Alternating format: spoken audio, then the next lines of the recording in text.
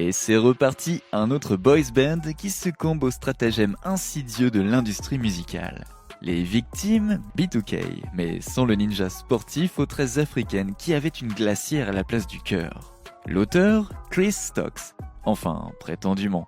Acronyme de Boys of the New Millennium, B2K a pris d'assaut l'an 2000, apaisant ainsi les angoisses de chacun face au prétendu bug de l'an 2000 qui vous a tous amené à faire des stocks de provisions comme si votre vie en dépendait.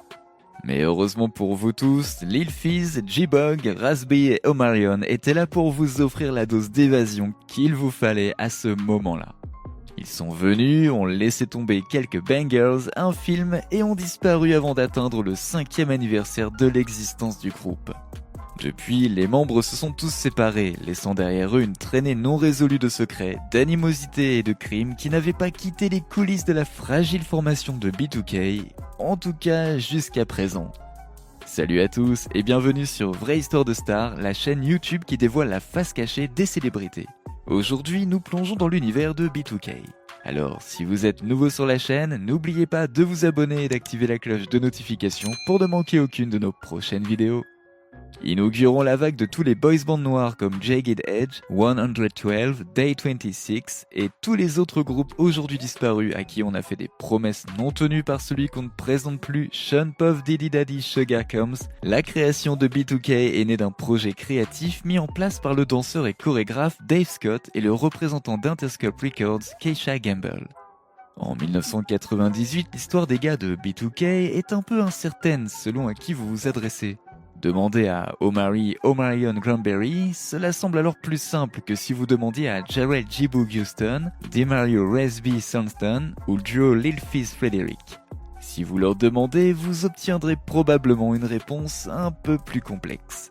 Interrogez n'importe lequel d'entre eux sur le départ en tant que quatuor, et bien vous seriez confronté à tout un tas de choses qui vous laisseraient plus confus que Stevie Wonder pilotant un avion, ce qu'il a avoué de manière choquante 2 fois déjà. Fizz, Raz-B, J-Bug étaient déjà présents en 1998. 2 autres membres avaient déjà été exclus du groupe comme Hot Pockets et les gars devaient trouver un autre membre à ajouter au groupe. Ce n'est qu'au nouvel an 1999 que leur chaînon manquant croisera enfin leur chemin. Inviter Omarion à rejoindre le groupe était une évidence. Il était beau, charismatique et savait bouger sur scène. Selon les versions de l'histoire, certains disent que le groupe s'est en fait rencontré à l'une des fêtes de J-Bogs et non à celle d'Omarion comme le disent des magazines comme World Up. En effet, on entend souvent que le groupe se serait rencontré chez le cousin germain de J-Bog à la fête du 18e anniversaire de Marcus Houston. Mais selon les membres du groupe, ce n'est tout simplement pas correct. Venant de Los Angeles en Californie, ces jeunes du centre-ville n'auraient jamais traîné ensemble sans le pouvoir d'attraction qui les attire naturellement. Fizz, le crooner né à Nola, rempli de créole et non Blaxican ou Blasian comme certains disent, vous dira que le groupe ne se serait jamais fait si Keisha et Nem ne les avaient jamais présentés. Embrouiller le public était un jeu auquel les acteurs de l'industrie musicale jouaient beaucoup à l'époque. De toute évidence, il ne pourrait plus sortir plusieurs versions différentes aujourd'hui grâce à Wikipédia et aux diverses sources renseignées d'internet. Donc à l'époque, ils se sont tous bien amusés à mentir sur les âges, les liens de parenté, les demeures possédées et tout un tas de machinations plus originales les unes que les autres. Hormis une bonne majorité de téléspectateurs de Black Entertainment Television convaincus qu'Omarion et Marcus Houston étaient frères pendant longtemps, est-ce que quelqu'un se souvient lorsqu'ils ont essayé de nous convaincre que Fizz et Jane et Aiko étaient cousins ?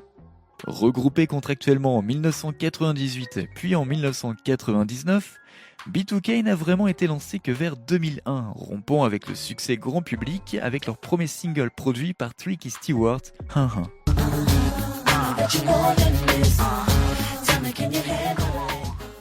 Le disque de danse répétitive a culminé à la 37e place du Billboard Hot 100 et son clip met en scène un jeune Jane et Aiko. Leur premier album éponyme, B2K, a rapidement atteint la 2e place du classement du Billboard Hot 100. Le tout premier album pour adolescents est devenu certifié disque d'or et comprend les singles God Stabby et Why I Love You. Vers la fin de l'année, la domination mondiale de la mission B2K était pleinement en vigueur et J-Boog, Raz-B, Lil Fizz et Omarion étaient placardés ainsi que leurs affiches sur les murs et les plafonds des adolescents du monde entier. Le Scream Tour avec Lil Boward Woward allait bientôt voir le jour avant de revenir en 2002 avec leur 4e single Bum Bum Bum qui nous a tous fait sauter.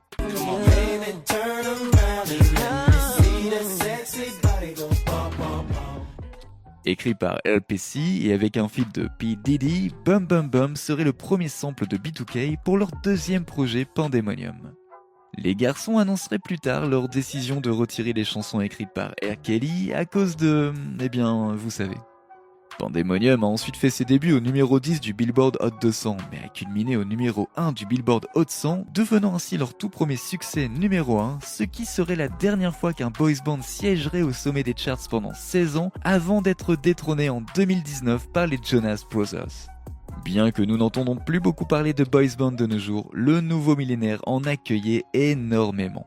Les boys bands qui étaient plutôt inexpérimentés comme NSYNC, 98 Degrees et les Backstreet Boys étaient reconnus comme étant des piliers de l'industrie, mais des groupes comme B2K étaient perçus différemment. La différence était le fait que les B2K étaient noirs, qu'ils respiraient le hip-hop et possédaient un charisme qu'aucun autre groupe de l'époque ne pouvait imiter. Peu importe le nombre d'artistes noirs que Justin Timberlake a étudié pendant son temps libre. Leur clip pour leur chanson Girlfriend avec Jennifer Freeman, alias Light Skin Claire de My Wife and Kids, est un excellent exemple de la bizarrerie de B2K et de ce qui les différencie du reste de leur père. Produit par Chris Stokes, alors manager, le clip vidéo a réuni un casting d'élite de musiciens, d'acteurs et d'actrices noirs, inaugurant Vivica A. Fox, Ronald Isley, Flex Alexander et Will Smith pour offrir quelque chose de vraiment cool aux adolescents fans du groupe.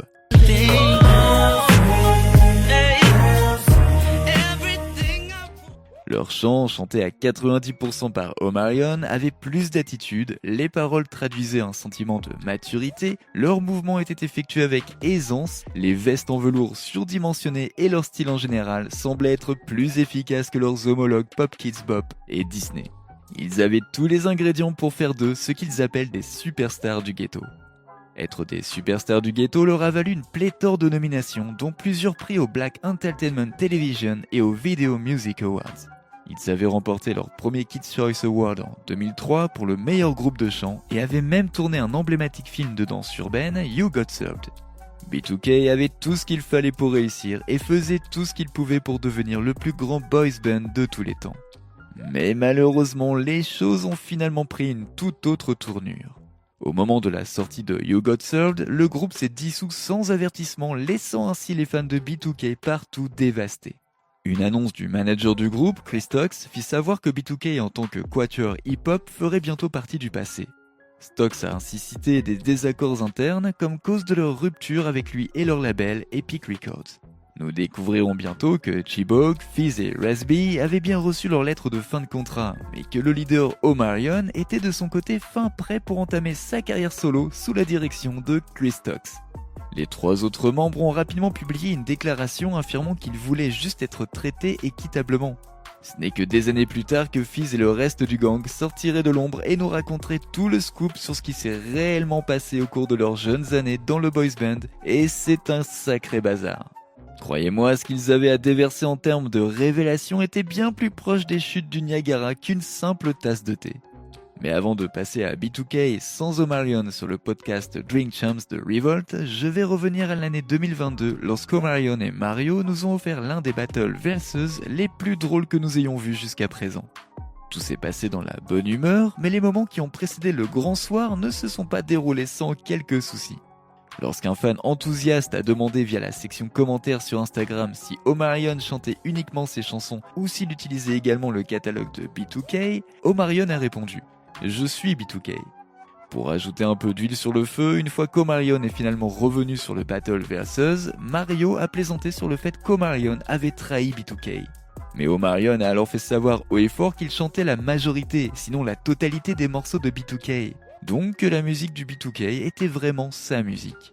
Inutile de dire que le reste de B2K ne s'est pas privé de réagir de façon comique. Raz-B a publié sur sa page Instagram un extrait du film Temptation de David Ruffin, suggérant que c'était ainsi qu'Omarion se comportait pendant le Battle Versus. Au cas où vous ne le sauriez pas, David Ruffin était le leader du groupe The Temptations, mais agissait comme si le reste du groupe n'était que des artistes de fond. En gros, Omarion disait « Je suis David Ruffin » et eux, ce sont les Temptations. Après le versus, Raz, Fizz et Boog se sont rendus sur la page de Raz-B pour commenter You Got Served simultanément sous le clip de David Ruffin, se moquant ainsi d'Omarion puisque, selon la grande majorité, Mario avait remporté le battle. Cela a immédiatement attisé les rumeurs sur le drama, ce qu'Omarion a confirmé dans son propre message sur Instagram. Le message d'Omarion a commencé par une gratitude envers ses fans, les blagues et la longévité dont il a bénéficié dans l'industrie, mais le message a finalement pris une autre tournure. Voici ce qu'il écrit. Pour mes 3 danseurs de fond, je ne suis pas surpris car c'est comme ça que vous avez toujours été, même lorsque vous étiez dans le groupe. Vous espérez que j'échoue, eh bien continuez à espérer car je croule sous les projets. En attendant, vous devriez vraiment trouver un travail, autre que celui d'envier ma carrière. Ça tombe bien, j'ai entendu dire qu'UPS recrutait en ce moment. De la bouche d'Omarion, apparemment ses confrères de B2K auraient eu un problème avec lui. Au cours de leur Scream Tour, à l'époque, les 3 autres prévoyaient déjà de faire leur propre truc en écartant Omarion des festivités et étaient alors déjà en train de diviser le groupe. En fait, Omarion dit que le groupe a même failli éclater en pleine tournée. Après avoir découvert que le groupe s'était séparé en raison d'un traitement injuste selon les 3 autres membres, le groupe prévoyait d'annuler le contrat de Chris Stocks en tant que manager étant donné qu'il accordait un traitement spécial à Omarion. Et comment Stocks a-t-il découvert leur petit complot ? Selon Fizz, c'est Omarion qui a tout révélé à Stocks, ruinant ainsi leur plan de le licencier en tant que manager, tout ça parce que le conflit entre Omarion et les autres membres se préparait déjà en raison du favoritisme d'Omarion par Chris Stocks. Et encore une fois, selon Fizz, Fizz aurait piqué la petite copine d'Omarion à l'époque et Omarion ne lui aurait pas pardonné. Lorsque Stocks a confronté les autres membres du groupe au sujet de leur volonté de résilier leur contrat, Stocks aurait également évoqué le fait qu'il savait que Fizz avait déconné avec la fille qu'Omarion aimait. Voilà comment Fizz a découvert qu'Omarion avait tout révélé en premier lieu. En bref, leur séparation se résume à une gestion douteuse, à des pratiques commerciales louches et à tout un tas de rumeurs toxiques. En tant qu'artistes, les gars étaient impressionnés par la renommée, le succès et la reconnaissance, mais ont aussi remarqué qu'ils n'avaient pas reçu un seul centime du Scream Tour. Pendant ce temps-là, Chris Stocks se promenait dans des voitures de luxe et affichait fièrement son bling bling à chaque fois qu'il le voyait. Également selon J-Bog et Fizz, Fizz et Bog étaient les favoris des fans au plus fort de la carrière de B2K, et malgré tout le travail qu'Omarion faisait, les fans de B2K ne le kiffaient tout simplement pas autant qu'ils kiffaient Fizz et Bog. Malgré une tourmente déjà bien présente au sein du groupe, une autre bombe serait lâchée de la part de Cheetah Girl et membre préféré de tout le monde du groupe 3LW. Kaylee Williams explique sans aucune provocation qu'elle serait sortie avec les 3/4 du boys band B2K. Bon ok, c'est peut-être exagéré, mais disons qu'elle traînait à peu près au même moment avec B2K, mais sans Omarion. Quoi que cela puisse signifier, lorsque le Millennium Tour a été annoncé fin 2018, les fans de B2K étaient ravis.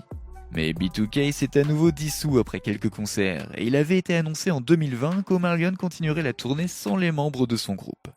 Omarion a même publié un documentaire documentant la bataille judiciaire avec la mère de ses enfants April Jones et les coulisses menant à la tournée intitulée Omega, The Gift and the Curse. Dans le document, nous voyons que Raz-B rencontre plusieurs fois des difficultés sur scène et qu'il se retire finalement complètement de la tournée, affirmant qu'il ne se sentait pas en sécurité à cause de la présence de Chris Stocks. En 2007, Raz avait déclaré au monde entier que Chris Stocks l'avait agressé sexuellement lorsqu'il était enfant, avant même de faire partie de B2K. Une allégation qui pèse depuis sur Stocks. Dans le documentaire d'Omarion, Omarion fait de son mieux pour apaiser et consoler Raz alors qu'il traverse des hauts et des bas émotionnels, et a souligné comment J-Bog se moquait de la douleur de Raz-B en portant une chemise qui disait « Je ne me sens pas en sécurité ». Omarion n'a plus eu affaire à Chris Stocks et à son faux frère de l'industrie après tout le battage autour de Stocks et Marquez, qui aurait épousé une femme, étant en fait une personne disparue avec qui il aurait eu une histoire alors qu'elle n'avait que 15 ans. J-Bog est lui toujours en froid avec Stocks, Fizz sort avec April, la petite copine d'Omarion, quelques années seulement avant la tournée Millennium, faisant savoir indirectement qu'il a tendance à s'en prendre spécifiquement aux copines d'Omarion. Omarion, lui, ne dit rien de ce qui est réellement arrivé à B2K jusqu'à ces dernières années. B2K a évoqué négativement Omarion à maintes reprises en essayant de brosser un tableau assez flou et je pense que nous pouvons donc tous comprendre pourquoi Omarion ne rigole plus trop avec eux. Mais je ne suis pas là pour influencer les opinions de qui que ce soit, je vous laisse faire votre propre choix. De la création du groupe à la séparation et aux retrouvailles qui n'étaient pas vraiment des retrouvailles, l'histoire de B2K a été semée de beaucoup de tromperies, de troubles intérieurs et de dramas qui, honnêtement, ne sont pas toujours très cohérents.